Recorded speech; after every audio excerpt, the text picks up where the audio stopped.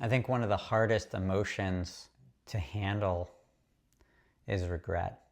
And I think everyone has regrets in their lives. When we look back on our lives, everything that's happened to us to this point, there are just certain things that make us sad when we think about these things that have happened to us, and not just what's happened to us, but decisions that we've made, not taking a chance of some kind, not taking an opportunity, or doing something in a certain way and you wish you would have done it differently.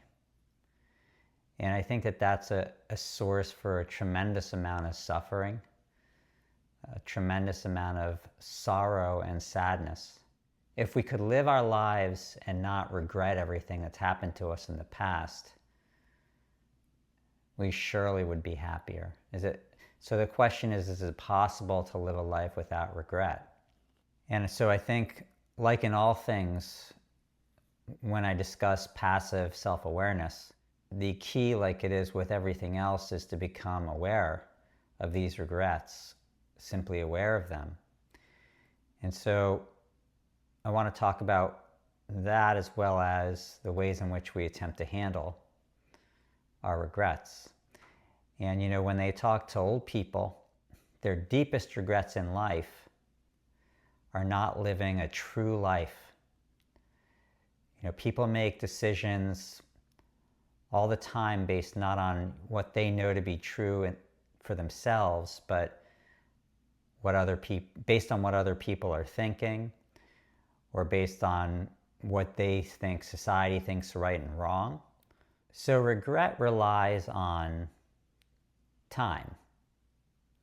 Time being, in this instance, most of the time regret relies on remembering the past.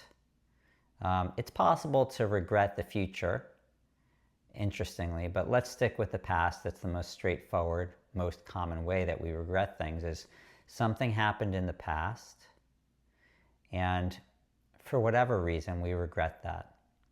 So what is that? What does that technically look like? So we draw up the memory, whatever happened. You remember that time that girl gave you a wink, but you never went up to her. And that causes in you this feeling of regret. So there's the picture in your mind of that circumstance. For whatever reason, that memory came back up. Perhaps something in your environment triggered that. Perhaps something else you were thinking led you to that thought. And you have that memory. And you've never let go of that memory, because every time you have that memory, this feeling of regret comes up, this feeling of sadness, the I should have. Okay? There's an effort in that feeling of regret. There's an effort that comes with remembering that situation. And there's that sense of sorrow. And there can be thought, words associated with that effort and that sorrow. I should have asked her out. I should have bought that house. Man, that was a beautiful house. I should have bought it.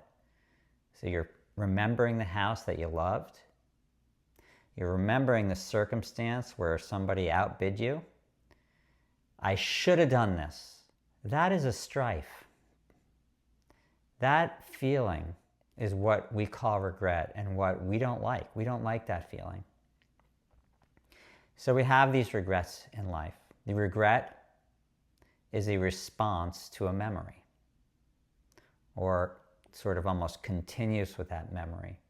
So what happens from there? We all know we have regrets. That's not foreign.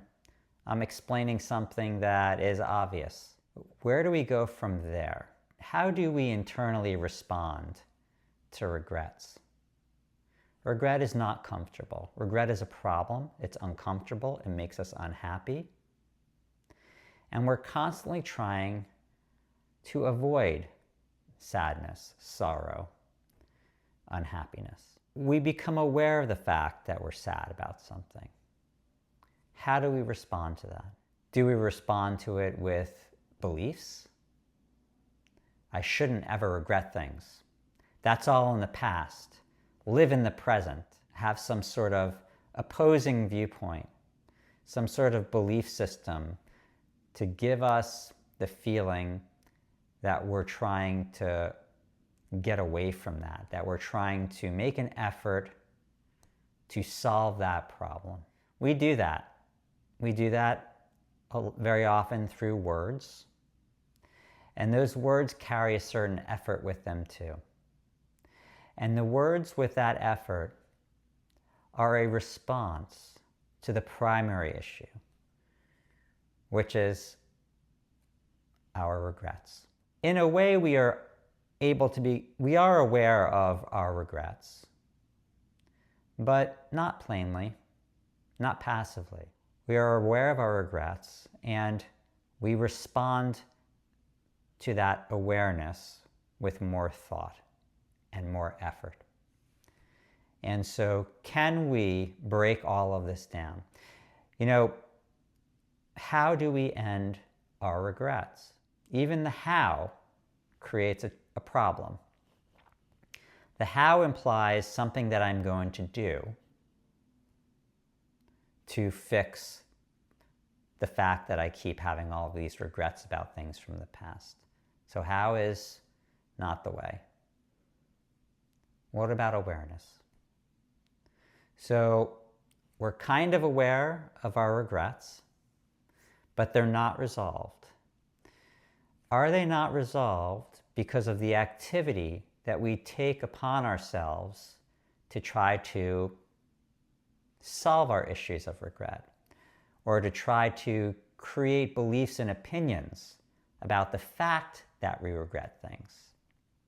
Maybe. So if all of that's going on, can we start to become aware of all of these things? And I think that the key is not necessarily to become aware of the regret itself, although that's helpful too, but to become aware of the ways that we address our regrets. Now, can we start to question whether what we're doing to try to fix this problem of regretting things doesn't work? Can we become skeptical of the various ways we are trying to fix this problem of regret? Simply, passively. Can we see how the thought that we put out there, that we struggle to assert, live in the present, can we see how that's a response to regret? Because if we can see that, we're very, very close to becoming aware of the very beginnings of those types of thoughts and beliefs, which are efforts of the self. If you can slip into that level of awareness, you've taken the first step. So, while it would be great to just focus in on regret, that's just not how it works, because we make those efforts to try to consciously focus on our regrets, and it's the self, it's that same effort that's trying to fix regret, that's trying to become aware of regret. So the type of awareness that I'm talking about is different than conscious awareness, than trying to force yourself consciously to make an effort to be aware. That's just more of the same. So if we can become aware of all the ways that we attempt to address our regrets, passively aware. That's why I use the word passive awareness, passive self-awareness. It's not conscious. There's no effort to it. Then maybe that activity can lessen.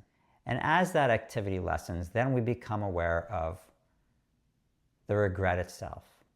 We can see the structure that I'm trying to describe of regret as the drawing up of a memory and essentially a discordance with that memory in some way. A feeling that it was wrong that I did that, I should have done something else, or I can't believe I did that, or I should have done this instead. There's an inherent conflict with regret. There is a non-acceptance of the reality of that memory. Now, reality isn't necessarily just everything happening in the present. Memories exist. Memories exist in all of our minds. And yet some memories cause trouble. And why is that? We have an issue with the memory, right? For whatever reason. In this instance, regret. So there is a non-acceptance of that memory. And that's regret. So if we put aside all the ways we try to handle our regrets, any type of technique, philosophy, justification, opinion about, belief about, criticism of, if we can look into all those secondary efforts of the self, then we can come into contact with regret itself. And that awareness must be passive. It cannot be active. And if we're truly aware of our regret, we can actually see that structure. We can see the structure of, you can actually see in your mind the drawing up of the memory and then the effort that acts towards that memory. And the deeper you become aware and more quickly you become aware of that effort, the more it fades. And there may be certain memories there that come up again and again. There was a girl at the prom that I didn't ask to dance. And I've thought about that for years. And that memory comes up and there's that feeling, that gnawing feeling, and it repeats itself. But if you can become aware of that process, then the effort that you give towards that regret fades. It fades to the point where the memory just becomes a memory. I liken it to a child with a new toy. They have a toy, they first get the toy and they're playing with it and they love it. But after a while, it starts to become a little bit blunted in how much fun. Still play with it, but it's just sort of okay. And by the end, it's just a toy that's in his toy chest. And it's there. Not like you're going to be able to decimate your memories. So it's not as if we are attempting to literally forget everything that happened to us in the past. The past is there in our minds. It's part of what our mind does, is remember things. It's a large part of what our mind does. However, when those memories cause conflict in ourselves, struggle, sorrow, suffering, what spirituality in my mind is about is seeing if it's possible to live a life without that kind of struggle.